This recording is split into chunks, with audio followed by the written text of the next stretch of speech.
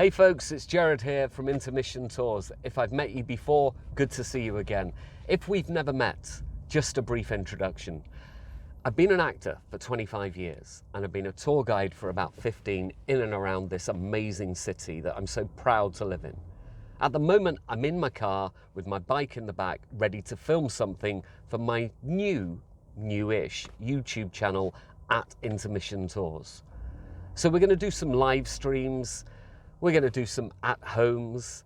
I'm going to read some ghost stories or just short, regular stories. Some will be historical. Some will be beautiful to look at and maybe silent ambient tours. We'll talk about famous people. We'll talk about unsung heroes. We'll wander around amazing monuments, famous buildings, epic landmarks that we all know, and maybe some bits of London that you might not.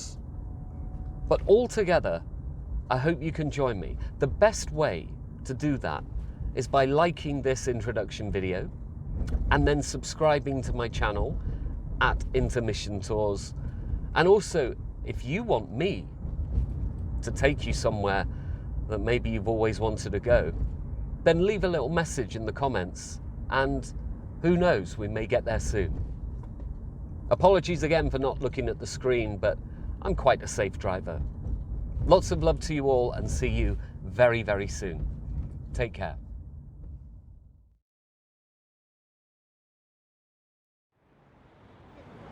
We continued on in that direction.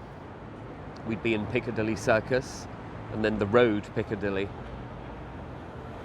We'll take a little detour down Chinatown. Now, talking about places that were heavily bombed in the Second World War, the original Chinatown was. And the original Chinatown was in Limehouse in East London. And so the Chinese community decided that they needed somewhere else.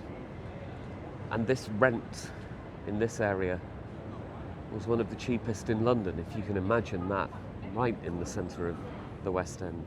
During an interview years later with Francois Truffaut, the great French film director, Hitchcock said his father once sent him to a police station at the age of about 4 or 5 with a note. Now, for some reason, Alfred maybe had been naughty. The chief of police read the note, put him straight in a cell and locked the door for 10 minutes. When he let him out, he said, "This is what we do to naughty boys." This might explain the guilt, the fear of the police. Hitchcock himself never worked out why he was there, but he always had a sort of distrust of the police in a lot of the films that he made.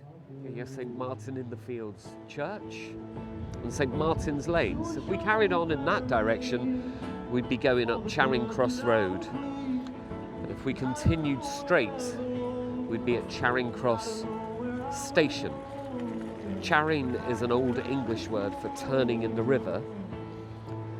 And in the 1200s, Eleanor of Castile passed away, and her husband, King Edward, decided to mark her funeral procession from Lincoln to London with 12 crosses. And the final cross before her coffin reached Westminster Abbey was at the turning in the river. So that's why we say Charing Cross to this very day.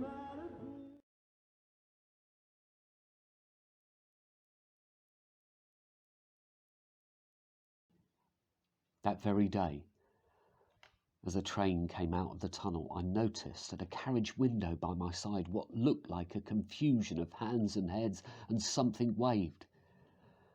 I saw it just in time to signal the driver, "Stop!"